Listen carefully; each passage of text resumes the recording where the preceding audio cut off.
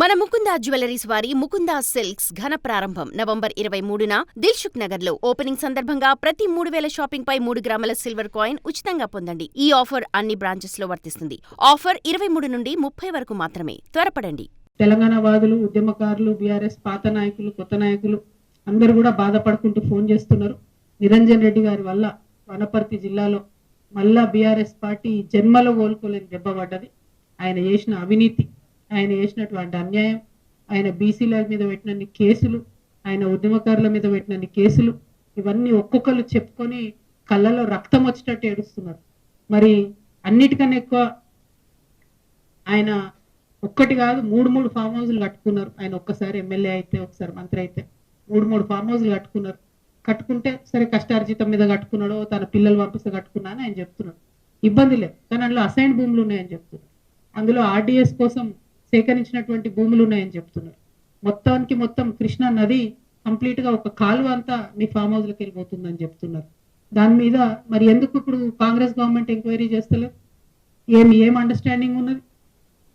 101%. మరి నిరంజన్ రెడ్డి గారు చేసినటువంటి అవినీతి కేసీఆర్ గారికి తెలియదా? లేకపోతే ఈ అవినీతి పైదాకా పోకుండా హరీష్ రావు గారు కాపాడినరా?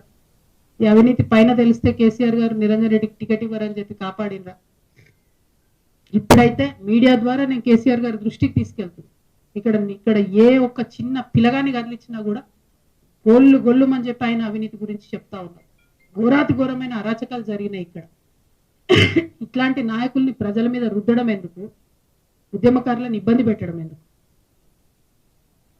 దయచేసి ఇట్లాంటి మనుషులు ప్రజా జీవితంలో ఉండకూడదండి. ఇంకా ఈయన మనిషి, ఈ పెద్ద మనిషి మా తండ్రి ఏజ్ ఉంటాడని ఆయన ఇన్ని రోజులు ఏమనలే నేను.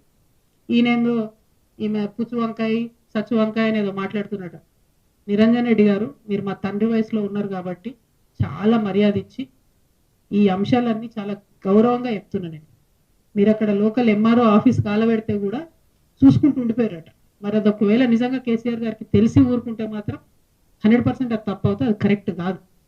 ప్రజలు మంచి తీర్పు ఇచ్చారు. ఇంకా బీభత్సమైన మెజార్టీతో కొట్టేది ఉండే మిమ్మల్ని. ఇంకొకసారి నా మీద ఎటువంటి మాట్లాడితే తండ్రి వయసు అని కూడా చూడము, పిచ్చిగా మాట్లాడితే పుచ్చలేసిపోతా చెప్తున్నాను. సిన్సియర్గా, సీరియస్గా ప్రజల సమస్యల మీద మాట్లాడుకుంటూ తిరుగుతుంటే ఎందుకంత భయం అవుతుంది మీకు?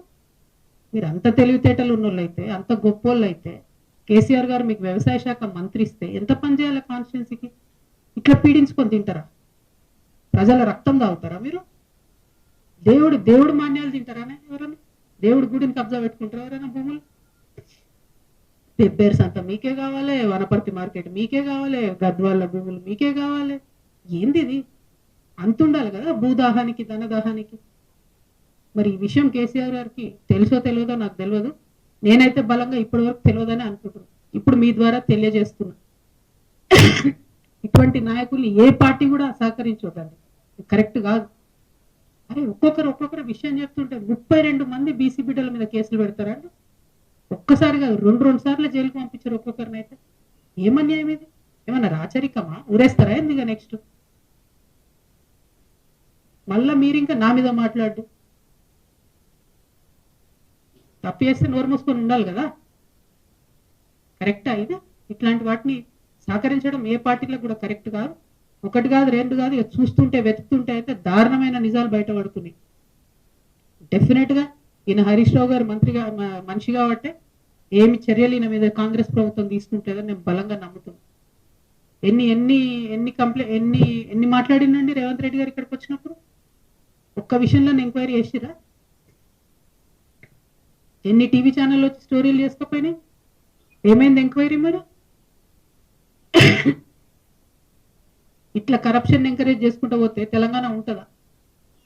బాగుపడుతుందా ఎప్పటికన్నా? ఎందుకు మరి తెచ్చుకున్నది? కొందరి కోసమే తెలంగాణ. స్వర్గంలో ఉన్న పెద్ద మనిషి మీ మామగారు చూసి సిగ్గుపడుతుంటారు మిమ్మల్ని, నా పేరు చెడగొట్టినా బాబా. చాలా అన్యాయం. నేను చాలా రోజులు సైలెంట్గా ఉన్నా. మీరు మీ మనుషుల్ని పెట్టి మీరు మాట్లాడి ఎటువంటి ఎందుకు మాట్లాడాలి నా మీద? ఏం తెలుసు మీకు నా గురించి?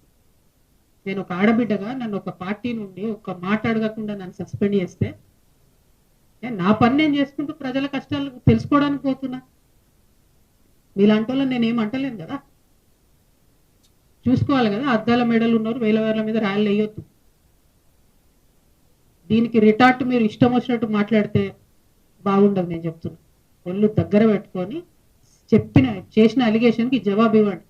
అంతేగాని విమర్శ చేస్తాం, పర్సనల్గా మాట్లాడతాం, ఆడపిల్ల కదా ఏమంటదిలే అనుకుంటున్నాం. ఊరుకునేది లేదు ఇక ముందు నుండి. మీరు